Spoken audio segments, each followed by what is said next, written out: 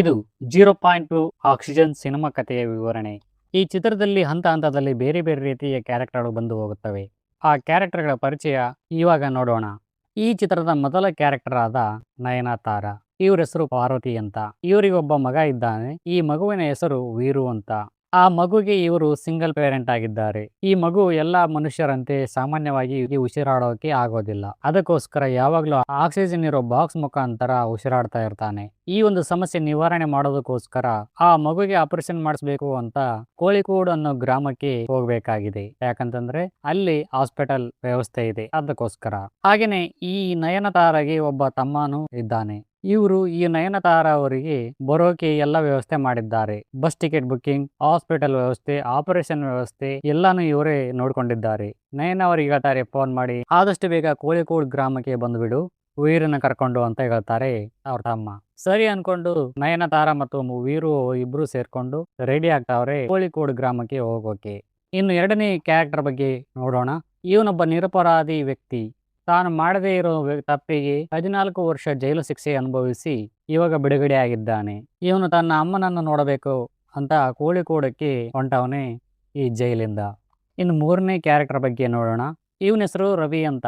ಸದ್ಯಕ್ಕೆ ಡಾಕ್ಟರ್ ಓದುತ್ತಿದ್ದಾನೆ. ಇವನು ತಾನು ಪ್ರೀತಿ ಮಾಡೋ ಹುಡುಗಿಯ ಮನೆಗೆ ಹೋಗಿ ನಮ್ ಪ್ರೀತಿನ ಉಳಿಸಿ ಅಳಿಸ್ಬೇಡಿ ಅಂತ ಹೇಳ್ತಾವನೆ. ಈ ವಿಷಯ ಕೇಳಿ ಆ ಮನೆಯವರೆಲ್ಲರೂ ಸೇರ್ಕೊಂಡು ಈ ಡಾಕ್ಟರ್ನ ಚೆನ್ನಾಗಿ ಹೊಡಿತಾರೆ. ಆಮೇಲೆ ಆ ಹುಡುಗಿ ಮತ್ತು ಅವರಪ್ಪ ಇಬ್ರು ಸೇರ್ಕೊಂಡು ಕೋಳಿಕೋಡಿಗೆ ಹೊಂಟವ್ರೆ ಯಾವ್ದೋ ಒಂದ್ ಕೆಲಸದ ಮೇಲೆ. ಹಾಗೆ ಇವ್ರು ಹೊಂಟಿರೋದು ವಿಷಯ ನಮ್ ಡಾಕ್ಟರ್ಗೆ ಹೆಂಗೋ ಗೊತ್ತಾಗಿ ತಾನು ಸಹ ಯಾರಿಗೂ ಗೊತ್ತಾಗದ ಹಾಗೆ ಕೋಳಿಕೋಡಿಗೆ ಹೋಗಬೇಕು ಅಂತ ಡಿಸೈಡ್ ಮಾಡಿದ್ದಾನೆ. ಇಲ್ಲಿ ಆ ಹುಡುಗಿನು ಮತ್ತು ಈ ಡಾಕ್ಟರ್ನು ದಾರಿ ಮಧ್ಯದಲ್ಲಿ ಇಬ್ರು ಸೇರ್ಕೊಂಡು ಓಡೋಗ್ಬಿಡೋಣ ಅಂತ ಸ್ಕೆಚ್ ಹಾಕವ್ರೆ. ಆದ್ರೆ ಮುಂದೆ ಏನಾಗುತ್ತೆ ನೋಡೋಣ. ಈ ಚಿತ್ರದ 4ನೇ ಕ್ಯಾರೆಕ್ಟರ್ ಈ ಪೊಲೀಸಪ್ಪ. ಸ್ಟೇಷನ್ ನಲ್ಲಿ ರೈಡ್ ಮಾಡಿರುವ ಡ್ರಗ್ಸ್ ನ ರೌಡಿಗಳಿಗೆ ಮಾರಬೇಕು 8 ಕೋಟಿ ಅಂತ ಇವನು ರೆಡಿ ಆಗವನೆ. ಇವನು ಹೋಗ್ಬೇಕಾಗಿರೋದು ಕೋಳಿಕೋಡಿಗಲ್ಲ, ಅದರ ಪಕ್ಕದ ಊರಿಗೆ. ಆದ್ರೆ ವಿಧಿ ಇವನ್ನ ಎಲ್ಲಿಗೋ ಕರ್ಕೊಂಡು ಹೋಗ್ಬಿಡುತ್ತೆ. ಇನ್ನು ಚಿತ್ರದ 5ನೇ ಕ್ಯಾರೆಕ್ಟರ್ ಆಗಿ ಇವನು ಹಾಡು ಕೇಳೋ ಹುಡುಗ. ನಾಳೆ ದಿನ ಇವನ ಮದುವೆ ಇದೆ ಕೋಳಿಕೋಡ್ ಗ್ರಾಮದಲ್ಲಿ. ಅದಕ್ಕೋಸ್ಕರ ಕೋಳಿಕೋಡಿಗೆ ಹೊಂಟವನೆ. ಸದ್ಯಕ್ಕೆ ಇವನ ಹೆಸರು ಗೊತ್ತಿಲ್ಲ, ಮದುಮಗ ಅಂತಾನೆ ಕರೆಯೋಣ. ಇನ್ನು 6ನೇ ಕ್ಯಾರೆಕ್ಟರ್ ಆಗಿ ಮಾಜಿ MLA. ಇವರು ಮುಂದಿನ ಎಲೆಕ್ಷನ್ ಪ್ರಚಾರಕ್ಕೋಸ್ಕರ ಕೋಳಿಕೋಡಿಗೆ ಹೊಂಟವ್ರೆ ತನ್ನ ಬಲಗೈ ಬಂಟನಾದ ಕುಮಾರ್ನ ಕರ್ಕೊಂಡು. 7ನೇ ಕ್ಯಾರೆಕ್ಟರ್ ಆಗಿ ಬಸ್ ಡ್ರೈವರ್. ಇವನ ಮಕ್ಕಳ ಸ್ಕೂಲ್ ಫೀಸ್ಗೋಸ್ಕರ ಎಕ್ಸ್ಟ್ರಾ ಡ್ಯೂಟಿ ಮಾಡ್ತಾವನೆ ರಾತ್ರಿ ಸಮಯದಲ್ಲಿ. ಇವನೊಟ್ಟಿಗೆ ಇವನ ಕ್ಲೀನರ್ ಕೂಡ ಇದ್ದಾನೆ. ಸೊ ಇವೆಲ್ಲ ಪಾತ್ರಧಾರಿಗಳು ಎಲ್ಲರೂ ಸೇರಿ ಒಂದು ಬಸ್ಸಲ್ಲಿ ಹೊಂಟವ್ರೆ ಕೋಳಿಕೋಡ್ ಗ್ರಾಮಕ್ಕೆ. ಮುಂದೇನಾಗುತ್ತೆ ಅಂತ ಕಾದು ನೋಡೋಣ. ಬಸ್ಸು ಹೊರಟಿದೆ. ಬಸ್ ಒಳಗೆ ಎಲ್ಲರೂ ಇದ್ದಾರೆ. ಬಸ್ಸು ಹೊರಟಿದೆ ಹಾಯಾಗಿ ಕೋಳಿಕೋಡ್ ಗ್ರಾಮಕ್ಕೆ. ಹೊರಗಡೆ ಧಾರಾಕಾರವಾಗಿ ಮಳೆ ಸುರಿಯುತ್ತಿದೆ. ಹಂಗೆ ಬಸ್ಸಿನ ಪಯಣ ಸಾಗುತ್ತಿದೆ. ಸಡನ್ಲಿ ಬಸ್ಸು ನಿಲ್ಲುತ್ತೆ. ತುಂಬಾ ಟ್ರಾಫಿಕ್ ಜಾಮ್ ಆಗಿ ಬಸ್ ನಿಂತೋಗ್ಬಿಟ್ಟಿದೆ. ಈ ಟ್ರಾಫಿಕ್ ನನ್ನ ನೋಡೋಕೆ ಅಂತ ಮದುಮಗ ಆ ಬಸ್ಸಿಂದ ಇಳ್ಕೊಳ್ತಾನೆ. ಇಳ್ಕೊಂಡು ಅಲ್ಲಲ್ಲಿ ಕೀಳ್ಕೊಂಡು ಒಂದು ದಮ್ ಹೊಡಿತಾನೆ. ಈ ಕಡೆ ಆ ಡ್ರೈವರ್ ಮತ್ತು ಕ್ಲೀನರ್ ಸೇರ್ಕೊಂಡು ಕೋಳಿಕೋಡಿಗೆ ಹೋಗೋಕೆ ಆಗೋದಿಲ್ಲ, ಟ್ರಾಫಿಕ್ ಜಾಮ್ ಆಗಿದೆ ಅಂತ ಫೋನ್ ಮಾಡಿ ತಿಳಿಸುತ್ತಾನೆ ಟ್ರಾವೆಲ್ ಕಂಪನಿಗೆ. ಆಗ ಅವ್ರು ಹೇಳ್ತಾರೆ ಕೋಳಿಕೋಡಿಗೆ ಬೇರೊಂದು ರೂಟ್ ಮುಖಾಂತರ ಹೋಗಿ ಬೇರೆ ಊರಲ್ಲಿ ಇಳಿತಕ್ಕಂಥ ಪ್ಯಾಸೆಂಜರ್ಗಳನ್ನ ಅಲ್ಲೇ ಬಿಟ್ಟು ಹೋಗಿ ಅವರಿಗೆ ಬೇರೆ ಗಾಡಿ ವ್ಯವಸ್ಥೆ ಮಾಡ್ತೀನಿ, ಕೋಳಿಕೋಡ್ ಗ್ರಾಮಕ್ಕೆ ಹೋಗೋರ್ನ ಮಾತ್ರ ಕರ್ಕೊಂಡು ಹೋಗು ಅಲ್ಲಿಂದ ಅಂತ ಹೇಳ್ತಾನೆ. ಸರಿ ಅನ್ಕೊಂಡು ಬೇರೆ ಪ್ಯಾಸೆಂಜರ್ಗಳನ್ನ ಅಲ್ಲೇ ಇಳಿಸಿ ಬೇರೊಂದು ಮಾರ್ಗದಿಂದ ಕೋಳಿಕೋಡ್ ಗ್ರಾಮಕ್ಕೆ ಹೋಗ್ಬೇಕು ಅಂತ ಬಸ್ನ ಮತ್ತೆ ಬಂದ ದಾರಿಗೆ ಯೂಟರ್ನ್ ತಗೊಂಡು ಹೋಗಿಬಿಡುತ್ತೆ ಆ ಮದುಮಗನನ್ನು ಅಲ್ಲೇ ಬಿಟ್ಟು. ಆ ಬಸ್ಸಲ್ಲಿರುವಂತಹ ಪೊಲೀಸಪ್ಪ ಇಲ್ಲಿ ಇಳಿಬೇಕಾಗಿತ್ತು, ಆದ್ರೆ ಇಳಿದಿಲ್ಲ. ಯಾಕಂತಂದ್ರೆ ಗಡದ್ದಾಗಿ ನಿದ್ರೆಗೆ ಜಾರವನೆ. ಈ ಮಧ್ಯಕ್ಕೆ ಎಚ್ಚರ ಆಗಿ ಆ ಡ್ರೈವರ್ ಜೊತೆ ಮತ್ತು ಈ ಕ್ಲೀನರ್ ಜೊತೆಗೆ ಜಗಳ ಮಾಡ್ತಾವನೆ ಒಂದೇ ಸಮನೆ. ನನ್ನ ಯಾಕೆ ಇಲ್ಲಿ ಕರ್ಕೊಂಡ್ ಬಂದ್ರಿ ಅಂತ. ನೋಡ್ರಪ್ಪ ವಿಧಿ, ಎಲ್ಲೋ ಇಳಿಬೇಕಾದವರು ಇಳಿಲಿಲ್ಲ, ಎಲ್ಲೋ ಹೋಗ್ಬೇಕಾದವರು ಎಲ್ಲೋ ಇಳ್ಕೊಂಡ್ಬಿಟ್ರು. ಹೀಗಿರುವಾಗ ಇದೇ ಸಮಯಕ್ಕೆ ದಾರಿ ಮಧ್ಯೆ ಒಂದು ದೊಡ್ಡ ಬಂಡೆಕಲ್ಲು ಬಿದ್ದೋಗ್ಬಿಡುತ್ತೆ. ಏನದು ಅಂತ ಕ್ಲೀನರ್ ಕೆಳಗಿಳಿದು ನೋಡ್ತಾನೆ. ಅದು ಬಂಡೆಕಲ್ಲು ಅಂತ ಗೊತ್ತಾಗುತ್ತೆ. ನೋಡ್ತಿದ್ದಂತೆ ಒಂದು ಬೆಟ್ಟದಿಂದ ಮಣ್ಣು ಭೂಕುಸಿತ ಆಗ್ತಿದೆ. ಇಲ್ಲಿ ಕತ್ಲೆ ಆಗಿರೋದ್ರಿಂದ ಯಾರಿಗೂ ಕಾಣ್ತಾ ಇಲ್ಲ ಇದು. ಹೀಗಿರುವಾಗ ಇದ್ದಕ್ಕಿದ್ದಾಗಿ ಸಡನ್ಲಿ ಆ ಬೆಟ್ಟದಿಂದ ಸಾಕಷ್ಟು ಮಣ್ಣು ಮತ್ತು ಕಲ್ಲು ಬಂಡೆಗಳು ಎಲ್ಲ ಸೇರಿಕೊಂಡು ಆ ಬಸ್ ಮೇಲೆ ಬಿದ್ದು ಬಿಡುತ್ತೆ. ಆ ಕ್ಲೀನರ್ ಅಲ್ಲೇ ಹೊರಗಡೆನೆ ಸತ್ತೋಗ್ಬಿಡ್ತಾನೆ. ಈ ಬಸ್ ಒಳಗೆ ಎಲ್ಲರೂ ಬಂದಿಯಾಗವ್ರೆ. ಬಸ್ಸಿನ ಮೇಲ್ಗಡೆ ಪೂರ್ತಿ ಮಣ್ಣು ತುಂಬಿಕೊಂಡಿದೆ. ಈ ಭೂಕುಸಿತದಿಂದ ಬಸ್ ಅಲ್ಲಿರೋರಿಗೆಲ್ಲರಿಗೂ ಒಂದಿಷ್ಟು ಸಣ್ಣ ಪುಟ್ಟ ಗಾಯಗಳಾಗಿವೆ. ಆ MLA ಬಲಗೈ ಬಂಟ ಸ್ಪಾಟ್ ಅಲ್ಲೇ ಸತ್ತೋಗ್ಬಿಟ್ಟವನೆ. ಹಾಗೇನೆ ಆ ಜೈಲು ಶಿಕ್ಷೆ ಅನುಭವಿಸಿ ಬಂದಿರತಕ್ಕಂತ ವ್ಯಕ್ತಿಗೂ ಸೀರಿಯಸ್ ಆಗಿ ಇಂಜುರಿ ಆಗಿದೆ. ಈಗಲೂ ಆಗಲು ಅನ್ನೋ ಪರಿಸ್ಥಿತಿಯಲ್ಲಿದ್ದಾನೆ ಪಾಪ. ಇದನ್ನೆಲ್ಲ ನೋಡಿ ನಮ್ಮ ಟೀಚರ್ ಅಮ್ಮ ಅಂದ್ರೆ ಪಾರ್ವತಿ ಅವರಿಗೆ ಪ್ರಥಮ ಚಿಕಿತ್ಸೆ ಏನಾದರೂ ಕೊಡೋಣ ಅಂತ ಡಿಸೈಡ್ ಮಾಡ್ತಾಳೆ. ಆದ್ರೆ ಸರಿಯಾಗಿ ಟ್ರೀಟ್ಮೆಂಟ್ ಮಾಡ್ತಾ ಇರೋದಿಲ್ಲ. ಇದನ್ನೆಲ್ಲ ಗಮನಿಸಿದ ನಮ್ಮ ಡಾಕ್ಟರ್ ಇನ್ನು ಸುಮ್ಮನೆ ಕುಂತ್ರೆ ಆಗೋದಿಲ್ಲ, ನಾನೊಬ್ಬ ಡಾಕ್ಟರ್ ಆಗಿ ಅಂತ ಧೈರ್ಯ ಮಾಡಿ ಆ ಪೇಷಂಟ್ ಹತ್ರ ಬಂದು ಟ್ರೀಟ್ಮೆಂಟ್ ಮಾಡ್ತಾನೆ. ಇವನು ಬಂದಿರೋದ ಹುಡುಗಿ ಅಪ್ಪನಿಗೆ ಗೊತ್ತಾಗಿ ಇವನ ಮೇಲೆ ಜಗಳಕ್ಕೆ ಇಳಿತಾನೆ. ಏನಲ್ಲಿ ನನ್ ಕಣ್ ತಪ್ಪಿಸಿ ಇಲ್ಲಿಂದ ನನ್ನ ಮಗಳನ್ನ ಆರಿಸ್ಕೊಂಡು ಹೋಗ್ಬೇಕು ಅನ್ಕೊಂಡಿದ್ದೆ ಏನೋ, ಬೇವರ್ಸಿ ನನ್ ಮಗನೇ ಅಂತ ಹೇಳಿ ಅವನ್ನ ಹೊಡೆಯೋಕೆ ಹೋಗ್ತಾರೆ. ಇವರು ಜಗಳ ಆಡೋದ್ ನೋಡಿ ನಮ್ಮ ನಯನತಾರ ಅವರಿಗೆ ಬೈತಾಳೆ. ನಾವಿಲ್ಲಿ ಕಷ್ಟದಲ್ಲಿ ಇದ್ದೀವಿ, ಇದರಿಂದ ಹೇಗೆ ಪಾರಾಗಬೇಕು ಅನ್ನೋದ್ರ ಬಗ್ಗೆ ಯೋಚನೆ ಮಾಡಬೇಕೇ ಹೊರತು ನಿಮ್ಮ ಕುಟುಂಬದ ಸಮಸ್ಯೆ ಇಲ್ಲಿ ಯಾಕೆ ಚರ್ಚೆ ಮಾಡ್ತೀರಾ ಅಂತ ಹೇಳಿ ಅವರನ್ನು ಸಮಾಧಾನ ಮಾಡುತ್ತಾಳೆ. ಹೀಗಿರುವಾಗ ಆ ಪೊಲೀಸಪ್ಪನಿಗೂ ಮತ್ತು ಡಾಕ್ಟರ್ಗೂ ಜಗಳ ಆಗುತ್ತೆ. ನಾನೊಬ್ಬನೇ ಬದುಕಬೇಕು ಇಲ್ಲಿ ಅಂತವನೇ ಈ ಪೊಲೀಸಪ್ಪ. ಇವ್ರು ಜಗಳ ಆಡೋದನ್ನ ನೋಡಿ ನಮ್ಮ ನಯನ ಜೋರಾಗಿ ಒಂದ್ಸಲ ಕಿರ್ಚಿ, ನಾವು ಎಂತ ತೊಂದರೆಯಲ್ಲಿದ್ದೀವಿ ನಿಮಗೆ ಗೊತ್ತಾ, ಈ ಬಸ್ ಮೇಲೆ ಮಣ್ಣು ಬಿದ್ದು ಎಲ್ಲ ಮುಚ್ಚೋಗಿದೆ, ಯಾವ ಕಡೆಯಿಂದನೂ ಈ ಬಸ್ ಒಳಗೆ ಗಾಳಿನೇ ಬರ್ತಿಲ್ಲ ಇಲ್ಲಿ, ಇದು ಹೀಗೆ ಮುಂದುವರೆದರೆ ನಮಗೆಲ್ಲ ಉಸಿರಾಡೋಕೆ ತುಂಬಾ ಕಷ್ಟ ಆಗಬಹುದು, ಇವಾಗ ಜಗಳ ಮಾಡೋಕೆ ಇದು ಸರಿಯಾದ ಸಮಯ ಅಲ್ಲ, ಇಲ್ಲಿಂದ ಹೇಗಾದ್ರೂ ಮಾಡಿ ಪಾರು ಆಗೋಕೆ ಏನಾದ್ರೂ ಐಡಿಯಾ ಮಾಡಬೇಕು ಅಂತ ಥಿಂಕ್ ಮಾಡ್ತಾವ್ರೆ. ಈ ಕಡೆ ನಮ್ಮ ಮದುಮಗ ಬ್ಯಾಡ್ ಡೇ ಅಂತ ಹೇಳ್ತಾ ಕೋಳಿಕೋಡು ಗ್ರಾಮಕ್ಕೆ ಹೋಗೋಕೆ ಬೇರೊಂದು ವ್ಯಾನ್ ನಲ್ಲಿ ಲಿಫ್ಟ್ ತಗೊಂಡವನೆ. ಹೀಗೆ ಅವನು ಹೋಗ್ತಿರ್ಬೇಕಾದ್ರೆ ದಾರಿ ಮಧ್ಯೆ ಈ ಬೆಟ್ಟದಿಂದ ರೋಡ್ ಮಧ್ಯೆ ಬಂಡೆಕಲ್ಲು ಬಿದ್ದಿರೋದು ಗೊತ್ತಾಗುತ್ತೆ. ಜೀಪಿಂದ ಇಳಿದು ಬಂದು ನೋಡಿದ್ರೆ ಮುಂದೆ ಹೋಗೋಕೆ ಆಗೋಲ್ಲ, ಇಲ್ಲಿಂದ ಬೇರೆ ದಾರಿಯಿಂದ ಹೋಗ್ಬೇಕು ಅಂತಾನೆ ಆ ಜೀಪ್ ಡ್ರೈವರ್. ಹೀಗಿರುವಾಗ ಈ ಬಸ್ಸುಗಳಲ್ಲಿ ಕೆಲಸ ಕಾರ್ಯ ಮಾಡುವಂತ ಕಾಲ್ ಸೆಂಟರ್ನವರು ಈ ಮದುಮಗನಿಗೆ ಕಾಲ್ ಮಾಡ್ತಾರೆ. ಬಸ್ ಇನ್ನೂ ಬಂದಿಲ್ಲ, ಯಾಕೆ, ಎಲ್ಲಿದೆ ಬಸ್ಸು ಅಂತಾರೆ. ಅದಕ್ಕೆ ಈ ಮದುಮಗ, ಆಲ್ರೆಡಿ ಬಸ್ ಹೋಗಿದೆ ಕೋಳಿಕೋಡಿಗೆ, ನನ್ನ ಬ್ಯಾಡ್ ಲ್ಯಾಕ್, ನನ್ನನ್ನು ಬಿಟ್ಟು ಹೋಗಿದ್ದಾರೆ, ನನ್ನ ಲಗೇಜ್ ಬಸ್ಸಲ್ಲಿದೆ, ಅಲ್ಲೇ ಇಟ್ಕೊಳ್ಳಿ, ನಾನು ಬಂದ ನಂತರ ತಗೊಳ್ತೀನಿ ಅಂತಾನೆ ಈ ಮದುಮಗ. ಅದಕ್ಕೆ ಈ ಟ್ರಾವೆಲ್ಸ್ ಕಂಪನಿ ಅವ್ರ ಕಡೆಯಿಂದ ಏನು ರೆಸ್ಪಾನ್ಸ್ ಮಾಡೋದೇ ಇಲ್ಲ, ನೀವು ಅಲ್ಲೇ ಕೋಳಿಕೋಡು ಗ್ರಾಮದಲ್ಲೇ ತಗೊಳ್ಳಿ ನಿಮ್ಮ ಲಗೇಜ್ ನ ಅಂತ ಹೇಳಿ ಧನ್ಯವಾದಗಳು ತಿಳಿಸಿ ಫೋನ್ ಕಟ್ ಮಾಡಿಬಿಡ್ತಾರೆ.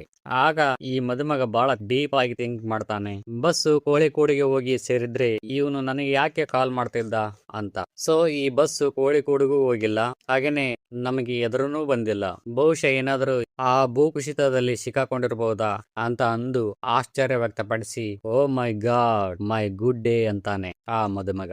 ನಂತರ ಇವನು ಪೊಲೀಸ್ಗೆ ವಿಷಯ ತಿಳಿಸುತ್ತಾನೆ, ಹೇಗಾದ್ರೂ ಮಾಡಿ ಅವರನ್ನ ಕಾಪಾಡಿ ಅಂತ ಹೇಳ್ತಾನೆ. ಈ ಕಡೆ ಬಸ್ಸಲ್ಲಿ ಗಾಳಿ ನಿಧಾನವಾಗಿ ಶಾರ್ಟೇಜ್ ಆಗ್ತಿದೆ ಎಲ್ಲರಿಗೂ. ಹೀಗಿರುವಾಗ ನಮ್ ಪಾರ್ವತಿ ಹೋದ್ ಮಾಸ್ಟರ್ ಪ್ಲಾನ್ ಮಾಡ್ತಾಳೆ.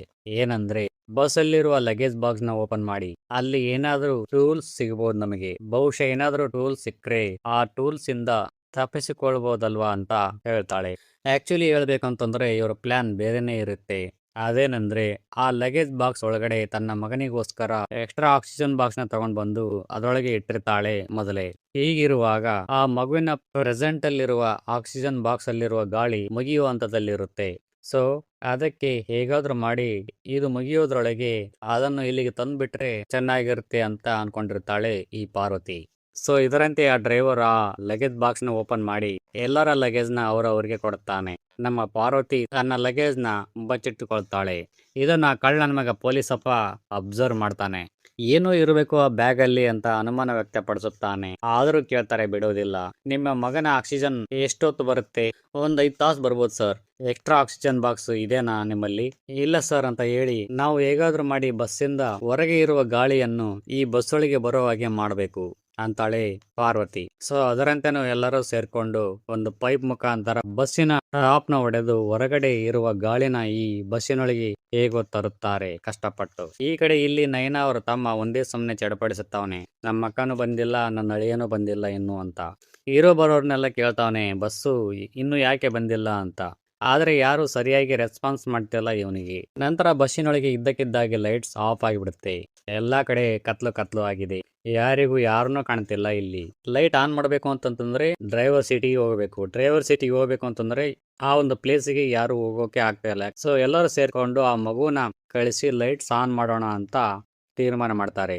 ಆದ್ರೆ ನಯನ ಒಪ್ತಿಲ್ಲ ಇದಕ್ಕೆ, ನಾನು ಕಳಿಸೋದಿಲ್ಲ ಅಂತಾಳೆ. ಕೊನೆಗೂ ಹೇಗೋ ಆ ಹುಡುಗನೇ ಧೈರ್ಯ ಮಾಡಿ ಹೋಗೋಕೆ ರೆಡಿ ಆಗ್ತಾವನೆ. ಹೋಗಿ ಆ ಲೈಟ್ಸ್ ಹಾಕಿ ಹೊಳ್ಳಿ ಬರ್ತಾನೆ. ಹೊರಗಡೆ ಆ ಮದುಮಗನಿಂದ ಪೊಲೀಸ್ನವರಿಗೆ ವಿಷಯ ಗೊತ್ತಾದ ತಕ್ಷಣ ಸ್ಥಳಕ್ಕೆ ಭೇಟಿ ನೀಡಿ ಅಲ್ಲಿನ ಪರಿಸ್ಥಿತಿ ನೋಡಿ ಇದು ನಮ್ಮಿಂದ ಆಗೋದಿಲ್ಲ, ಈ ಕಾರ್ಯಾಚರಣೆ ನಮ್ಮಿಂದ ಆಗೋದಿಲ್ಲ, ಬೇಗನೆ NDRF ನವರಿಗೆ ಇನ್ಫಾರ್ಮ್ ಮಾಡಬೇಕು, ಅವ್ರು ಬರ್ತಾರೆ, ಬಂದು ಸೇವ್ ಮಾಡ್ತಾರೆ ಇವರನ್ನು ಅಂತಾರೆ ಪೊಲೀಸ್ನವರು.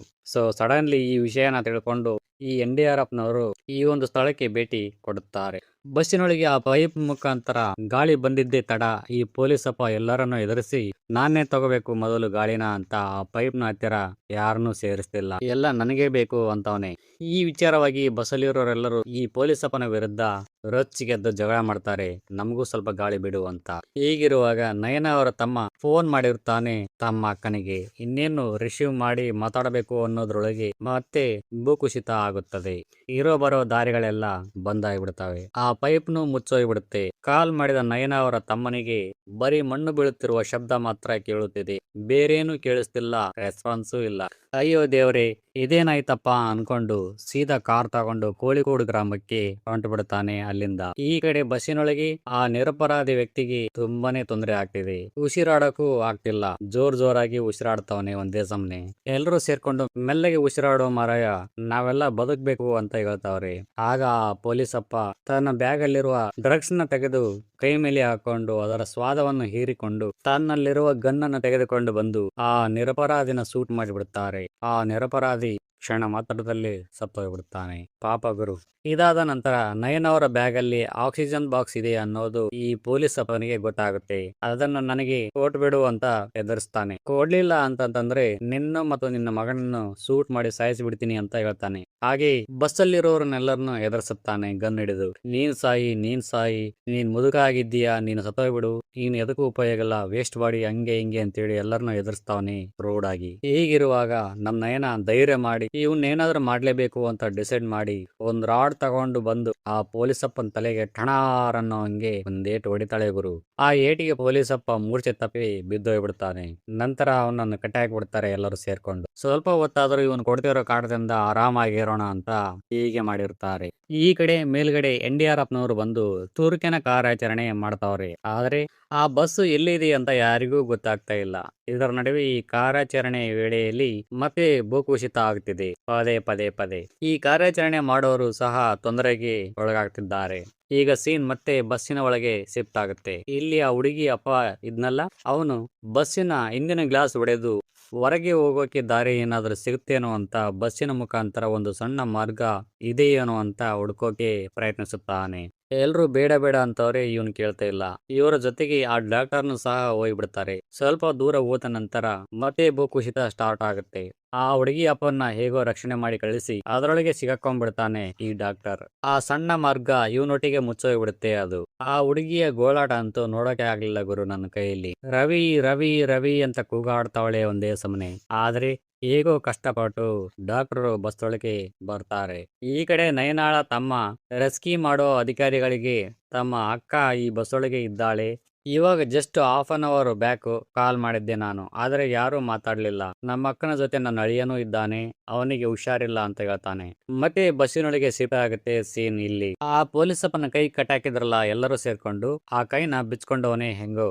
ನಂತರ ನಯನ ಅವರ ಮಗನ ಹಿಡ್ಕೊಂಡು ತಲೆಗೆ ಗನ್ ಹಿಡಿದು ನಯನ ಅವರು ತಂದಿರೋ ಬ್ಯಾಗ್ ನ ಸರ್ಚ್ ಮಾಡ್ತಾರೆ. ಅಲ್ಲಿ ಅವನಿಗೆ ಎಕ್ಸ್ಟ್ರಾ ಆಕ್ಸಿಜನ್ ಬಾಕ್ಸ್ ಸಿಗುತ್ತೆ.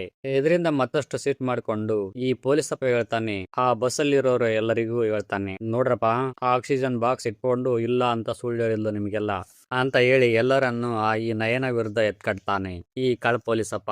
ನಿಮಗೆಲ್ಲರಿಗೂ ಸಾರಿ, ಅದು ನನ್ನ ಮಗಂದು, ಯಾರು ತಗೋಬೇಡಿ ಪ್ಲೀಸ್, ಅವನು ಎಲ್ಲರ ತರ ನಾರ್ಮಲ್ ಆಗಿ ಉಸಿರಾಡೋಕೆ ಆಗೋದಿಲ್ಲ, ಅದಕ್ಕೋಸ್ಕರ ಈಗೆಲ್ಲ ಹೇಳಿದೆ ನಾನು ಅಂತ ಹೇಳ್ತಾಳೆ ನಯನ. ಆದ್ರೆ ಇವಳ ಮಾತನ್ನ ಯಾರು ಕೇಳೋದಿಲ್ಲ. ಎಲ್ರು ಒಟ್ಟಾಗಿ ಆಕ್ಸಿಜನ್ ಬಾಕ್ಸ್ ನ ತಗೋಬೇಕು ಅಂತ ಒಟ್ಟುಗೂಡಿ ನಯನವರ ಮೇಲೆ ಮತ್ತು ಆ ಮಗುವಿನ ಮೇಲೆ ಅಟ್ಯಾಕ್ ಮಾಡೋಕೆ ರೆಡಿ ಆಗ್ತಾವ್ರೆ. ಯಾರ್ಯಾರು ಅಂದ್ರೆ ಈ ಪೊಲೀಸಪ್ಪ, MLA, ಡಾಕ್ಟರ್, ಆ ಹುಡುಗಿ, ಹಾಗೇನೆ ಡ್ರೈವರ್ ಕೂಡ. ಇವರೆಲ್ಲರೂ ಸೇರ್ಕೊಂಡಿದ್ದಾರೆ. ಸೇರ್ಕೊಂಡು ಒಮ್ಮೆಲೆ ನಯನ ಮೇಲೆ ಮತ್ತು ಈ ಮಗುವಿನ ಮೇಲೆ ಅಟ್ಯಾಕ್ ಮಾಡ್ತಾರೆ. ಆ ಮಗುವಿನ ರಕ್ಷಣೆಗೆ ನಿಂತಿದ್ದಾಳೆ ನಮ್ ನಯನ ರಣಚಂಡಿಯಂತೆ ದುರ್ಗಿ ಅವತಾರದಲ್ಲಿ. ಮುಂದೇನಾಗುತ್ತೋ ಗೊತ್ತಿಲ್ಲ. ಮೇಲ್ಗಡೆ ಈ ಕಡೆ NDRF ತಂಡದವರು ಬಸ್ ಸಿಗುತ್ತಿಲ್ಲ, ಪ್ರಾಣನು ಕಾಪಾಡೋಕೆ ಆಗ್ತಾ ಇಲ್ಲ ಅಂತ ಬೇಜಾರ್ ಮಾಡ್ಕೊಂಡವ್ರೆ. ಹಾಗೇನೆ ಆ ಬಸ್ಸಿನ ಒಳಗಿರುವವರ ಮೊಬೈಲ್ ನಂಬರ್ಗಳನ್ನು ವೈಫೈಗೆ ಕನೆಕ್ಟ್ ಮಾಡಿದ್ದಾರೆ. ಯಾರಾದ್ರೂ ಆ ಮೊಬೈಲ್ ನ ಹಿಡ್ಕೊಂಡು ರೆಸ್ಪಾನ್ಸ್ ಮಾಡಿದ್ರೆ ಬಸ್ ಇರುವ ಎಕ್ಸೈಟ್ ಆಗಿರತಕ್ಕಂತ ಲೊಕೇಶನ್ ಸಹ ಈಸಿಯಾಗಿ ಫೈಂಡ್ ಔಟ್ ಆಗುತ್ತೆ ನಮಗೆ ಅಂತ, ನಾವು ಬೇಗನೆ ಅವ್ರನ್ನ ರೀಚ್ ಆಗ್ಬೋದು ಅಂತ ಹೇಳ್ತಾರೆ ರೆಸ್ಕ್ಯೂ ತಂಡದವರು. ಈ ಕಡೆ ನಯನ ಅವ್ರ ಮಗುವನ್ನ ಸಾಯಿಸೇ ಬಿಡೋಣ ಅಂತ ಬರ್ತಾರೆ ರಾಕ್ಷಸರಂತೆ ಎಲ್ಲರೂ ಆ ಮಗುವಿನ ಹತ್ತಿರ. ಆಗ ನಯನ ಒಂದಿಬ್ಬರಿಗೆ ಹೊಡೆದು ಆ ಬಸ್ಸಲ್ಲಿ ಬೆಂಕಿಯನ್ನು ನಿಂದಿಸುವ ಮಷಿನ್ ಇರುತ್ತೆ, ಅದನ್ನು ತೆಗೆದುಕೊಂಡು ಎಲ್ಲರಿಗೂ ಹೊಡಿತಾಳೆ. ಆದ್ರೂ ಬಿಡೋದಿಲ್ಲ ಅವರು. ಆ ಮಗುವಿನ ಹತ್ತಿರ ಹೋಗ್ತಾರೆ. ಆದ್ರೆ ಇವರಿಗೆ ಸಹಾಯ ಮಾಡಬೇಕು ಅಂತ ಆ ಬಸ್ಸಿನ ಡ್ರೈವರ್ಗೆ ಮನವರಿಕೆ ಆಗುತ್ತೆ. ಯಾಕಂತಂದ್ರೆ ಆ ಮಗುವಿನ ಪರಿಸ್ಥಿತಿ ನೋಡಿ ಅವನಿಗೆ ಕರುಣೆ ಉಕ್ಕಿ ಬರುತ್ತೆ. ನಾನು ಈ ಸಿಚುವೇಶನ್ ಅಲ್ಲಿ ಇದ್ದಿದ್ರೆ ನಾನು ಸಹ ಹೀಗೆ ಮಾಡುತ್ತಿದ್ದೆ ಅಂತ ಪಶ್ಚಾತ್ತಾಪ ಪಡುತ್ತಾನೆ. ನಂತರ ಈ ಮಗುವಿನ ಹತ್ತಿರ ಯಾರೋ ಬರಬೇಡಿ ಅಂತ ಅಲ್ಲಿರೋರ ಹತ್ತಿರ ಜಗಳಕ್ಕಿಳಿತಾನೆ ಈ ಡ್ರೈವರ್. ಆದ್ರೆ ಎಲ್ಲರೂ ಸೇರ್ಕೊಂಡು ಈ ಡ್ರೈವರ್ನೇ ಹೊಡೆದು ಬಿಡ್ತಾರೆ. ಹೀಗಿರುವಾಗ ಎಲ್ಲರೂ ಸೇರ್ಕೊಂಡು ಒಬ್ಬರಿಗೊಬ್ಬರು ಹೊಡೆದಾಡ್ಬಿಡ್ತಾರೆ. ಇಲ್ಲಿ ಇದ್ರ ಮಧ್ಯೆ ನಯನ ಆ ಮಗುವಿನ ಹಳೆಯ ಆಕ್ಸಿಜನ್ ಬಾಕ್ಸ್ ನ ತೆಗೆದು ಹೊಸದಾಗಿರುವ ಆಕ್ಸಿಜನ್ ಬಾಕ್ಸ್ ನ ಫಿಕ್ಸ್ ಮಾಡ್ತಾರೆ. ಫಿಕ್ಸ್ ಮಾಡಿ ಇನ್ನೇನು ಆ ಪೊಲೀಸಪ್ಪ ಈ ಮಗುವಿನ ಹತ್ತಿರ ಬಂದು ಆ ಆಕ್ಸಿಜನ್ ಬಾಕ್ಸ್ ನ ತಗೋಬೇಕು ಅನ್ನೋದ್ರೊಳಗೆ ನಯನ ಸಿಟ್ಟಿಗೆದ್ದು ಆ ಹಳೆಯ ಆಕ್ಸಿಜನ್ ಬಾಕ್ಸ್ ನಿಂದ ಒಂದ್ 2 ಹೊಡಿತಾಳೆ. ಹೊಡೆದು ಮೂರ್ಛೆ ತಪ್ಪಿಸಿ ಬಿಡ್ತಾಳೆ ಆ ಪೊಲೀಸಪ್ಪನ. ನಂತರ ಆ ಮಗುವಿಗೆ ಧೈರ್ಯ ತುಂಬಿ ಹುಷಾರಾಗಿರು, ಯಾವುದೇ ಕಾರಣಕ್ಕೂ ಭಯ ಪಡಬೇಡ ಅಂತ ಹೇಳಿ ನಿಧಾನವಾಗಿ ನಯನಾಗೂ ಆಕ್ಸಿಜನ್ ಕಡಿಮೆ ಆಗಿ ಹಾಗೆ ಮಲಗಿ ಬಿಡ್ತಾಳೆ.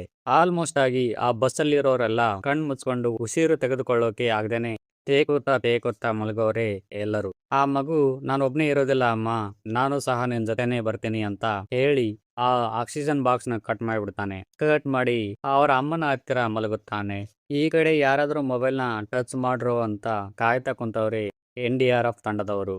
ಹೀಗಿರುವಾಗ ಆ ಮಗು ಫ್ರೆಂಡು ಅಂತ ಒಂದು ಸಸಿನ ತಗೊಂಡು ಬಂದಿರ್ತಾನೆ ಆ ಬಸ್ಸಿನೊಳಗೆ.